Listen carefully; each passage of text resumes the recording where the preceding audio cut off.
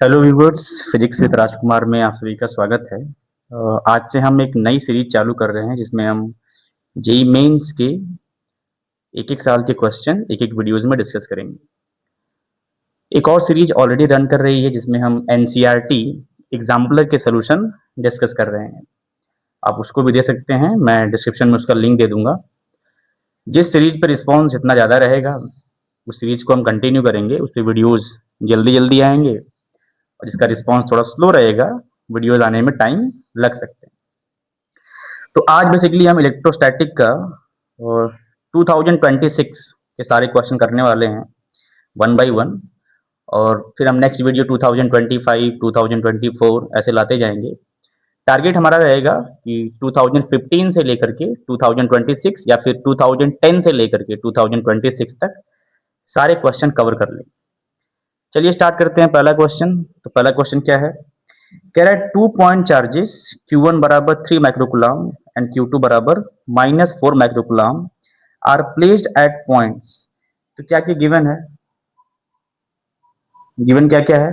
Given है Q1 बराबर given है 3 माइक्रोकुलाम, Q2 बराबर गिवन है -4 माइक्रोकुलाम, और Q1 का पोजीशन क्या गिवन है? तो Q1 का पोजीशन यानी R1, तो R1 हमें गिवन है, वो गिवन है 2i cap plus 3j cap plus 3k cap. And Q2 का कितना दिया है पोजीशन? तो Q2 का पोजीशन यानी कि R2, तो R2 हमें गिवन है i cap plus j cap plus k cap. हमसे पूछा क्या है? फाइंड फोर्स ऑन Q2, तो हमें Q2 पे फोर्स बताना है। तो हमसे पूछा है F21, force on 2 due to 1। तो फॉर्मूला क्या होता है? पहले मैं फॉर्मूला लिख दूं। फॉर्मूला हो जाएगा K टाइम्स Q1 Q2। पहले 2 है, यहाँ पे आता है पहले R2 माइनस R1, इसका मॉड, और मॉड का होता है Q, और यहाँ पहले 2 है, 2 पे फोर्स निकालना है, तो पहले आता है R2 माइनस R1। ये हमारा फॉर्मूला हो गया। तो जो जो चीज़ें हमें चाहिए पहले मैं वो चीज़ें कैलकुलेट कर लूँ। जैसे हमें mod of R2 minus R1 चाहिए, तो पहले मैं R2 माइनस R1 निकाल लूँ। तो R2 माइनस R1 क्या आ जाएगा? आई कैप में से 2i कैप सब्ट्रैक्ट करना है, तो बचेगा माइनस का i कैप। जे कैप में से 3j कैप सब्ट्रैक्ट करना है, तो बचेगा माइनस का 2j कैप। और के कैप में से 3k कैप सब्ट्रैक्ट करना है, तो आ जाएगा ये भी माइनस का 2k कैप। इसका मॉड भी चाहिए, तो मॉड ऑफ क्या हो जाएगा? R2 माइनस R1 का मॉड क्या हो जाएगा? तो मॉड लेना है कि सभी लोगों को आता है आई कैप के साथ जो नंबर है उसका स्क्वायर, तो आई कैप के साथ -1 है, तो -1 का स्क्वायर 1। जे कैप के साथ जो नंबर है उसका स्क्वायर, तो -2 है, तो -2 का स्क्वायर 4। और के कैप के साथ जो नंबर है उसका स्क्वायर, तो यहाँ पर भी -2 है, तो -2 का स्क्वायर 4। ये आ गया एग्जैक्टली 3। सब SI यूनिट्स में है, तो 3 मीटर। तो बस अब वैल्यूज पुट कर लो। फोर्स क्या आ जाएगा? डायरेक्ट फोर्स में लिख रहा हूँ, F21 क्या आ जाएगा? F21 के की वैल्यू होती है 9 10⁹9। अच्छा, इस फॉर्मूले का इस्तेमाल करते वक्त हम चार्ज को हमेशा उसके साइन के साथ पुट करते हैं। तो Q1 की वैल्यू है 3 माइक्रोकुलाम, तो 10⁻⁻6 माइक्रो के लिए, और Q2 की वैल्यू है -4 10⁻⁻6। साथ में क्या आएगा? साथ में आएगा R2 माइनस R1, तो वैल्यू आई है minus i cap minus 2j cap minus 2k cap. Upon में कितना रहेगा भाई? तो अपॉन में रहेगा mod of R2 minus R1 का क्यूब।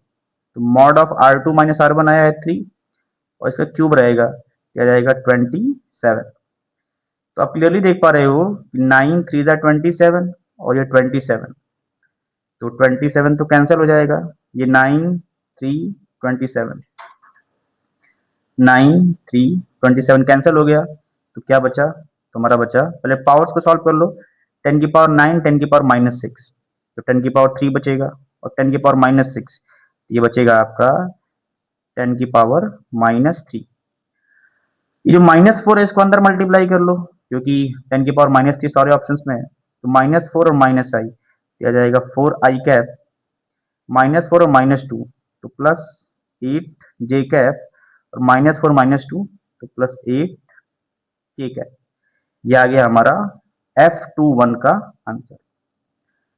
तो कौन सा ऑप्शन मैच कर रहा है? देखिए 4i cap plus 8j cap plus 8k cap, 4i cap plus 8j cap plus 8k cap into 10⁻³ SI unit Newton. तो हमारा करेक्ट ऑप्शन हो जाएगा ऑप्शन बी।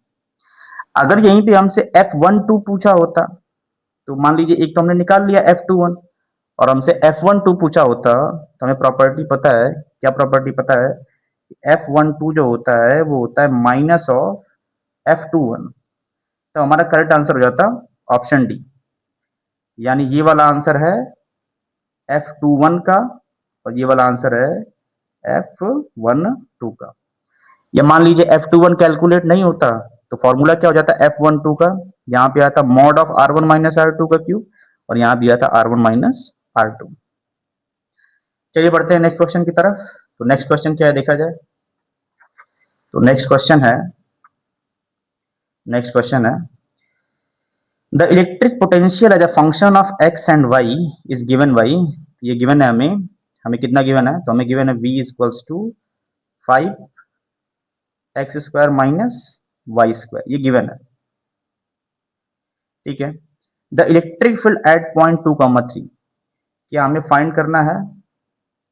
तो हमें फाइंड करना है इलेक्ट्रिक फील्ड, और किस पॉइंट पे फाइंड करना है? एट पॉइंट 2,3, यानी x की वैल्यू 2 है और y की वैल्यू 3 है। तो कार्टेशियन कोऑर्डिनेट सिस्टम में,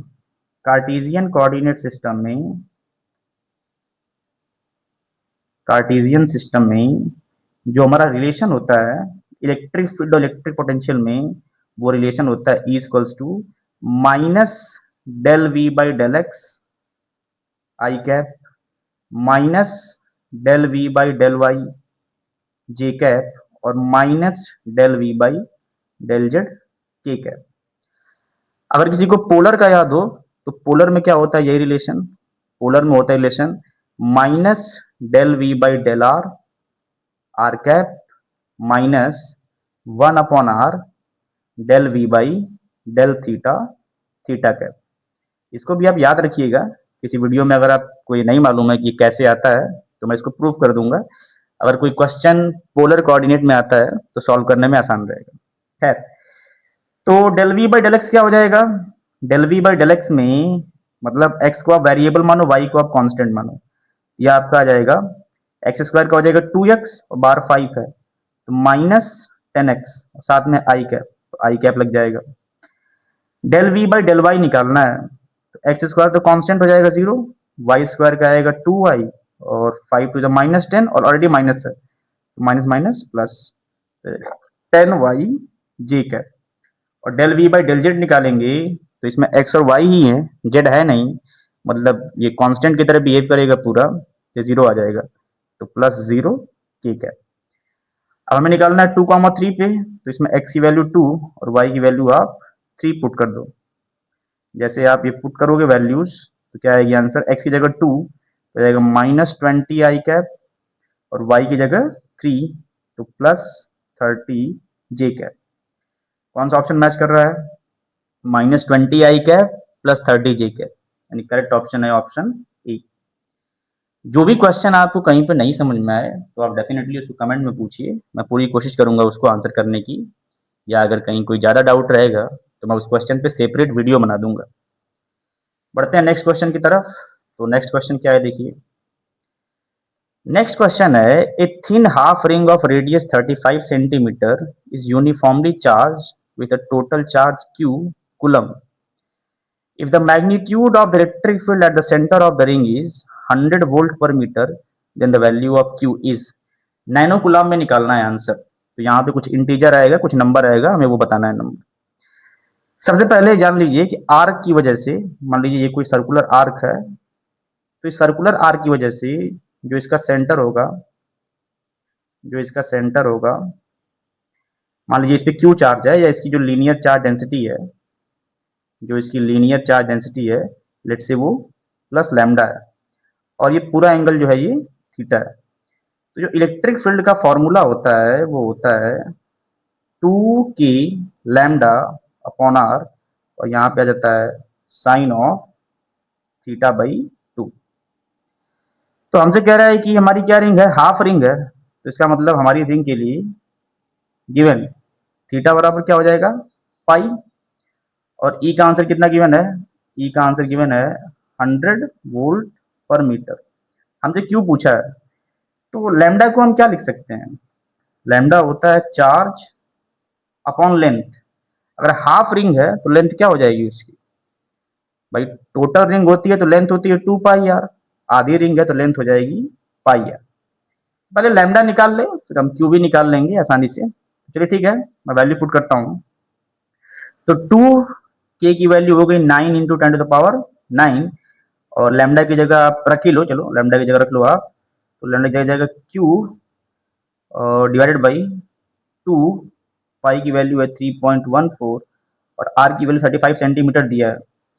तो एक आर ये भी, एक आर ये भी है, तो 35 सेंटीमीटर 2 बार आ जाएगा, तो 35 इंटू 35, और सेंटीमीटर में था तो मीटर में कन्वर्ट करेंगे 10⁻⁻4।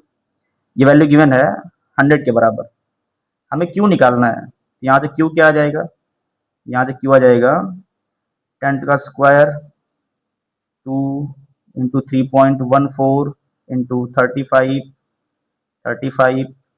10⁻⁻4 अपॉन, अपॉन में क्या आ जाएगा 2 इंटू 9 इंटू 10⁻9। अब यहाँ पे एक चीज हमने मिस क्या मिस कर दिया, हमने ये वैल्यूज तो पुट किया साइन थीटा बाई 2, तो साइन थीटा बाई 2 मतलब साइन ऑफ पाई हो जाएगा पाई बाई 2। भाई आधी रिंग है, थीटा आधी रिंग में कितना हो जाएगा, थीटा पाई हो जाएगा।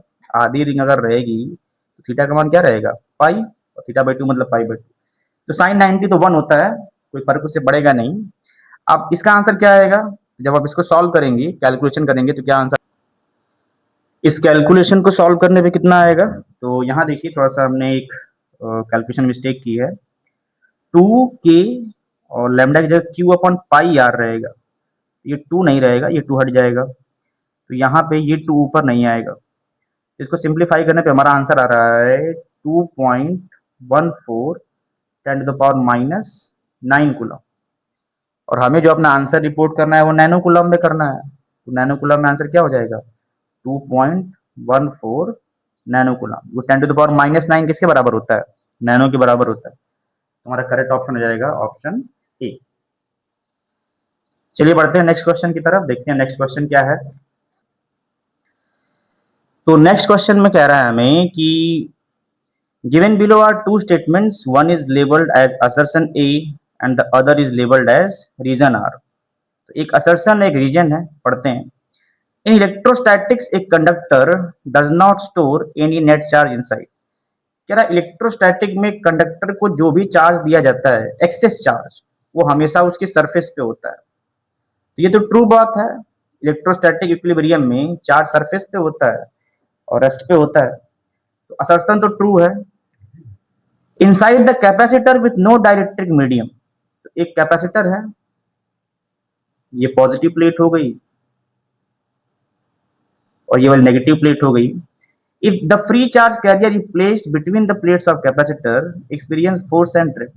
तो मान लीजिए इस पे पॉजिटिव चार्ज आ जाएगा और इस पे क्या आ जाएगा, नेगेटिव चार्ज। तो जो भी मैं यहाँ पे चार्ज रखूंगा प्लस क्यू या माइनस क्यू, उससे फोर्स तो लगेगा और वो ड्रिफ्ट भी करेगा, तो रीजन भी ट्रू है।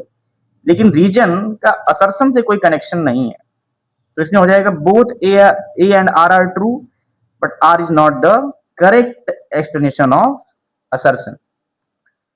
अगला क्वेश्चन हमारे पास है, 2 point charges 8 microcoulomb and minus 2 microcoulomb are located at x बराबर 2 सेंटीमीटर, x बराबर 4 सेंटीमीटर।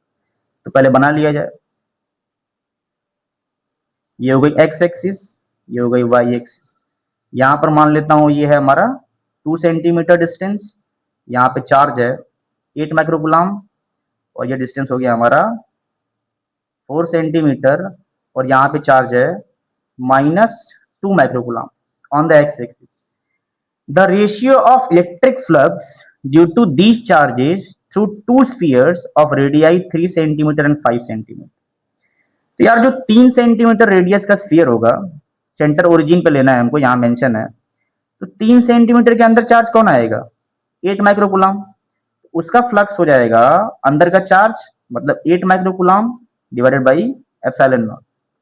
और जिसकी रेडियस 5 सेंटीमीटर है, जिसकी रेडियस 5 सेंटीमीटर है, तो उसके अंदर तो ये भी आ जाएगा और ये भी आ जाएगा। तो 8 माइक्रोकूलम माइनस 2 माइक्रोकूलम दिया जाएगा 6 माइक्रोकूलम अपॉन एप्सिलॉन नॉट। अब इन दोनों का हमें सिंपल सा रेशियो बताना है, तो 5 1 अपॉन 5 2 ये आ जाएगा 8/6, मतलब 4/3। Correct option is C. बढ़ते हैं नेक्स्ट क्वेश्चन की तरफ, देखते हैं नेक्स्ट क्वेश्चन क्या है। तो नेक्स्ट क्वेश्चन हमारे पास है, कह रहा है कि two charged conducting spheres S1 and S2 of radii 8 centimeter and 18 centimeter are connected to each other by a wire. After equilibrium is established, the ratio of electric field on S1 and S2 spheres are ES1 and ES2 respectively. The value of ES1 and ES2 will be। तो देखते हैं इसका solution. तो मान लीजिए हमारे पास ये दो स्फीयर हैं, इसकी रेडियस है R1 और इस पे इनिशियल चार्ज है Q1। इसको हमने कनेक्ट किया एक दूसरे स्फीयर के साथ जिसकी रेडियस है R2 और इस पे इनिशियल चार्ज है Q2। तो इनमें चार्ज का रीडिस्ट्रीब्यूशन होगा और तब तक होगा जब तक दोनों का पोटेंशियल सेम ना हो जाए। तो इनमें जो चार्ज का डिस्ट्रीब्यूशन होता है, मान लीजिए मैंने कहा कि इस पे चार्ज आया Q1 डैश जिसकी रेडियस R1 है, और इस पे चार्ज आया Q2 डैश जिसकी रेडियस है R2। तो स्फीयर के केस में जो चार्ज का डिस्ट्रीब्यूशन होता है, यानी जो चार्ज होता है किसी भी स्फीयर पे, वो उसकी रेडियस के प्रोपोर्शनल होता है। तो यहां पर अगर मैं Q1 dash upon Q2 dash निकालूंगा तो आ जाएगा बेसिकली R1/R2। ये तो हमको मिल गया पहली इक्वेशन। अब एक स्फेरिकल कंडक्टर की वजह से जो उसकी सरफेस पे इलेक्ट्रिक फील्ड होती है, वो सरफेस इलेक्ट्रिक फील्ड होती है सिग्मा बाई एप्सिलॉन नॉट। यानी अगर मैं E1/E2 निकालना चाहूं, यानी अगर मैं E1/E2 निकालना चाहूं तो आ जाएगा sigma 1 by epsilon not divided by sigma 2 by epsilon not, ये आ जाएगा सिग्मा 1 बाई सिग्मा 2। तो हमें सिग्मा 1 बाई सिग्मा 2 निकाल लेना है, हमारा आंसर आ जाएगा। तो सिग्मा 1 क्या होगा? सिग्मा 1 होगा Q1 डैश अपॉन उसका सरफेस एरिया, तो 4πr1²। सिग्मा 2 क्या होगा? Q2 डैश अपॉन उसका सरफेस एरिया 4πr2²। ये 4π से 4π कट गया, तो यहां से जो हमारा सिग्मा 1 बाई सिग्मा 2 आ रहा है, जो कि हमारा डिजायर्ड आंसर भी है E1/E2, वो आ जाएगा Q1 dash upon Q2 dash into R2/R1 का स्क्वायर। ये तो वैल्यू हमारी R1/R2 है और ये हमारा है R2/R1 का स्क्वायर, तो हमारा बचेगा R2/R1। और R2 की वैल्यू कितनी है भाई? R2 की वैल्यू है 18 और R1 की वैल्यू 8। तो कौन सा आंसर आ रहा है? कौन सा बताइए? 2 9 जा 18 और 2 4 जा 8। तो करेक्ट ऑप्शन कौन सा हो गया? 9/4। चलिए बढ़ते हैं नेक्स्ट क्वेश्चन की तरफ, देखते हैं नेक्स्ट क्वेश्चन। तो नेक्स्ट क्वेश्चन क्या है? नेक्स्ट क्वेश्चन कह रहा है कि two short electric dipoles A and B having dipole moment P1 and P2 respectively are placed with their axes mutually perpendicular as shown in the figure। तो यहां पर ये वाला डाइपोल है P1, ए वाले को P1 बोला है और बी वाले को P2 बोला है। तो बी वाला हमारा y एक्सिस के अलॉन्ग है और ए वाला हमारा x एक्सिस के अलॉन्ग है। The resultant electric field at point x, यहां पर ये पॉइंट है और x पे, is making an angle 60 degree with the line joining O and X। ये जो लाइन है जो O और X को मिला रही है, इससे 60 डिग्री का एंगल बना रहा है। The ratio of dipole moment P2 and P1। तो P1 के लिए तो ये एक्सियल पॉइंट हो गया, और यहां से X डिस्टेंस पे है। और P2 के लिए कौन सा पॉइंट हो गया? इक्वेटोरियल पॉइंट पे। तो मैं X पॉइंट को यहां पर दिखा दूं, मान लीजिए ये O पॉइंट है। तो इक्वेटोरियल पॉइंट पर जो इलेक्ट्रिक फील्ड होती है उसकी वैल्यू होती है डाइपोल मूवमेंट की डायरेक्शन में होती है, वो वैल्यू होती है, E1 बोल दूं उसको, वो होती है 2kp1 बाई एक्स क्यूब। और इस ये जो P2 डाइपोल है इसके लिए इक्वेटोरियल पॉइंट है, तो यहां पर तो होता है डाइपोल मोमेंट का अपोजिट डायरेक्शन, यानी वो हो जाएगा नीचे की तरफ। तो जो हमारा E2 आएगा के P two by x cube. तो जो इन दोनों का रिजल्टेंट आएगा वो कुछ इधर आएगा, रिजल्टेंट कुछ इधर आएगा, और उसका एंगल दिया है 60 डिग्री इस लाइन से।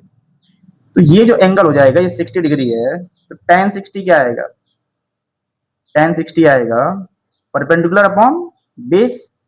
इस एंगल के सामने ये हो गया परपेंडिकुलर, ये हो गया बेस। परपेंडिकुलर की वैल्यू है के P two by x cube, यहाँ पे एक्स क्यूब होता है, एक्स क्यूब।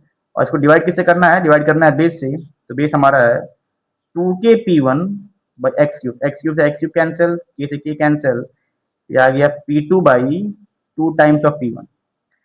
tan 60 की वैल्यू होती है √3 आ गया हमारा p2 upon 2 times of p1। यहाँ से हमें p2 बाई p1 बताना था, तो p2 बाई p1 आ गया, ये आ गया 2√3।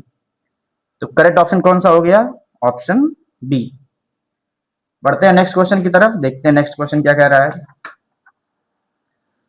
तो नेक्स्ट क्वेश्चन हमारे पास है, आइडेंटिफाई द करेक्ट स्टेटमेंट। पहला स्टेटमेंट कह रहा है कि electric field lines form closed loop.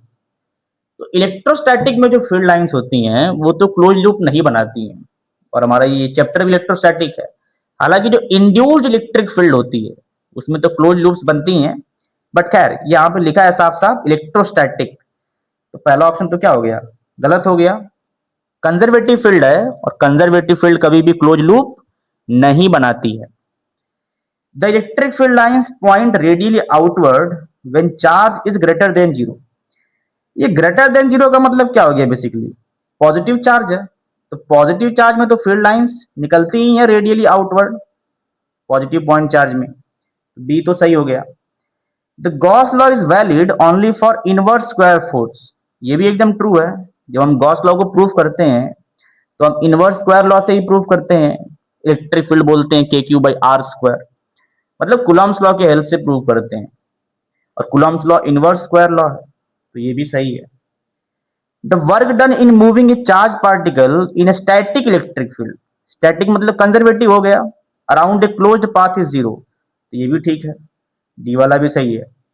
The motion of a particle under Coulomb's force must take place in a plane. ये मैं आपको समझा देता हूं। देखो टॉर्क क्या होता है, टॉर्क होता है आर क्रॉस एफ। अब जो हमारा कुलम फोर्स है वो सेंट्रल फोर्स होता है, यानी इसकी सेंट्रल फोर्स मतलब some constant upon R square है, और यहाँ पे आर कैप है। जब मैं यहाँ भी आर यहाँ पर भी आर कैप, दोनों की डायरेक्शन या तो सेम होगी या तो अपोजिट होगी। अगर सी हमारा नेगेटिव हुआ तो अपोजिट होगी, और सी पॉजिटिव हुआ तो सेम डायरेक्शन होगा। तो यहाँ पे क्या आ जाएगा, ये जीरो आ जाएगा। टॉर्क जीरो है तो इसका मतलब उसका एंगुलर मोमेंटम चेंज नहीं होना चाहिए, और एंगुलर मोमेंटम नहीं चेंज होने के लिए उसको एक प्लेन में ही मूव करना पड़ेगा, तो ई वाला भी सही हो जाएगा। तो पहला ऑप्शन बोलता है ए सी ई, नहीं ये तो होगा ही नहीं, इसमें भी ए आ गया, ये भी नहीं होगा, इसमें भी ए आ गया, करेक्ट ऑप्शन सी। देखते हैं नेक्स्ट क्वेश्चन क्या कह रहा है भाई।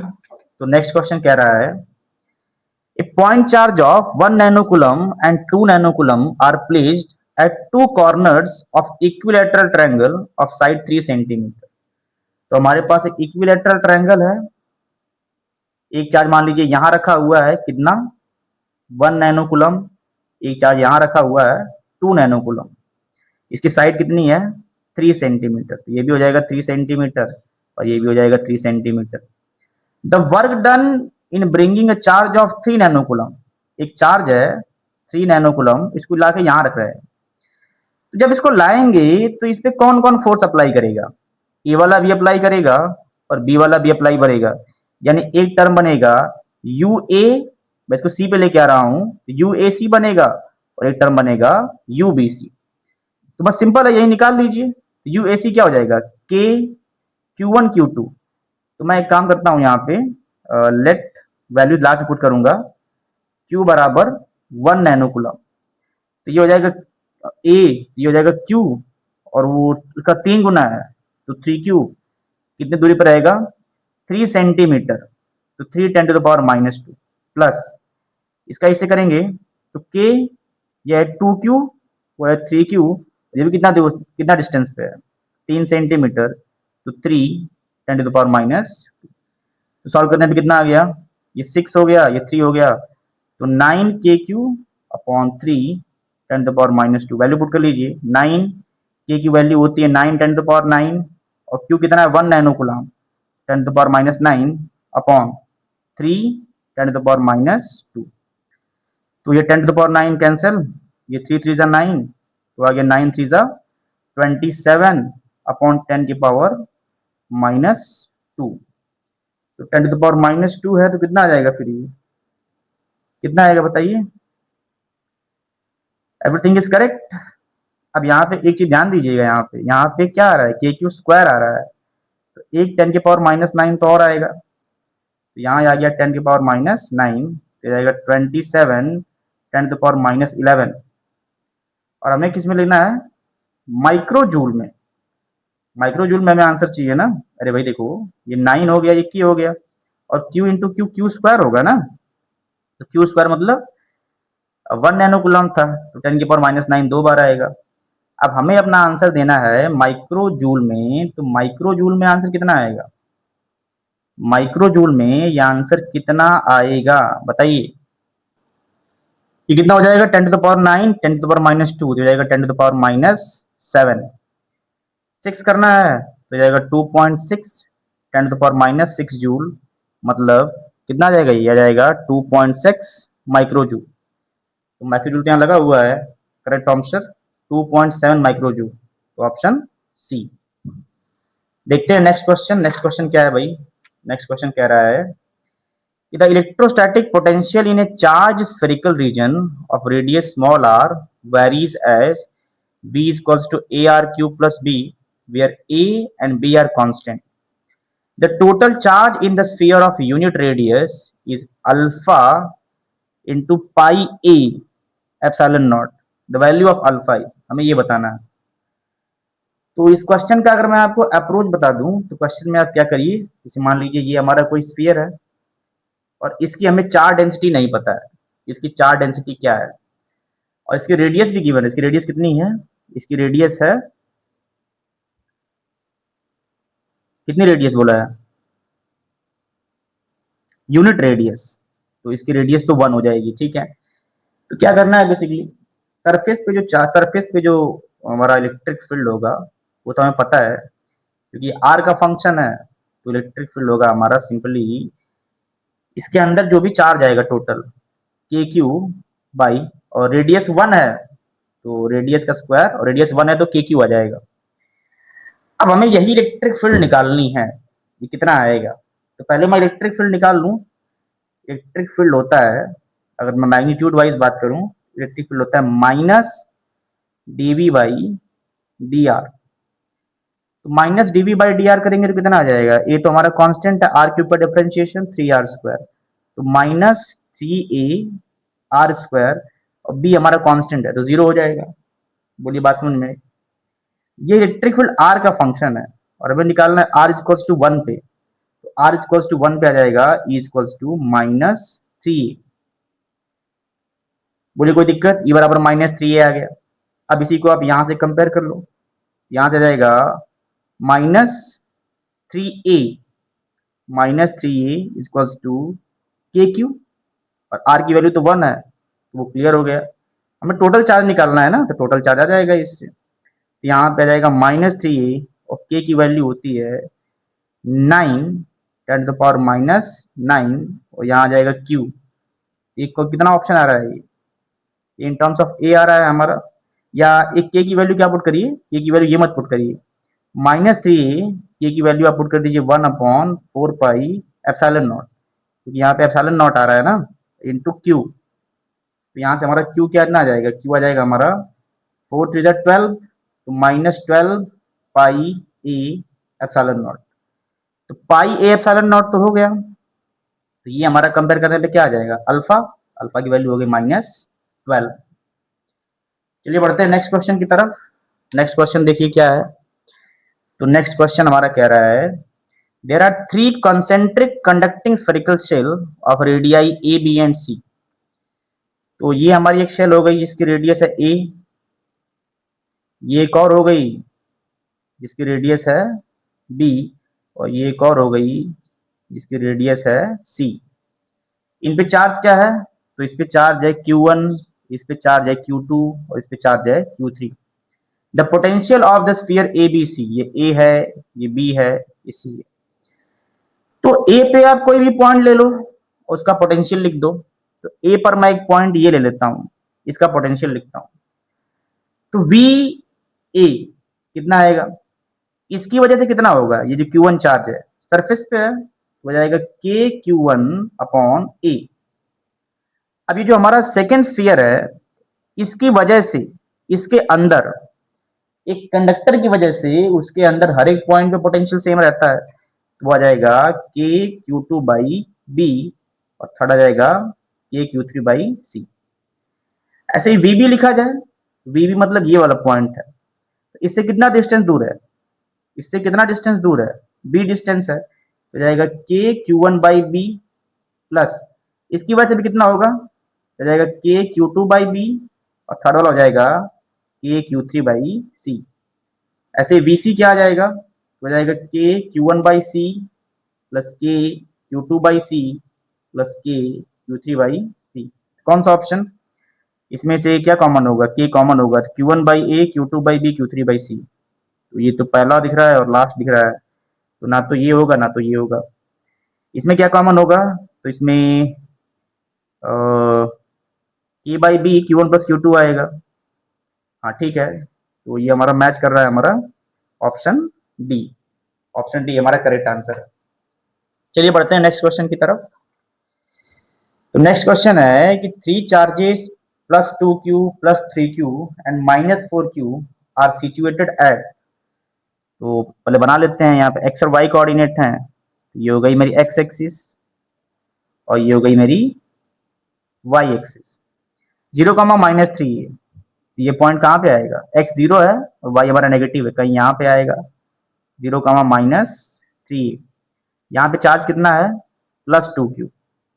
2a, 0, 2a, 0 कहीं यहाँ पे आएगा, ये पॉइंट है 2a, 0, और यहाँ पे चार्ज कितना है? Plus 3Q।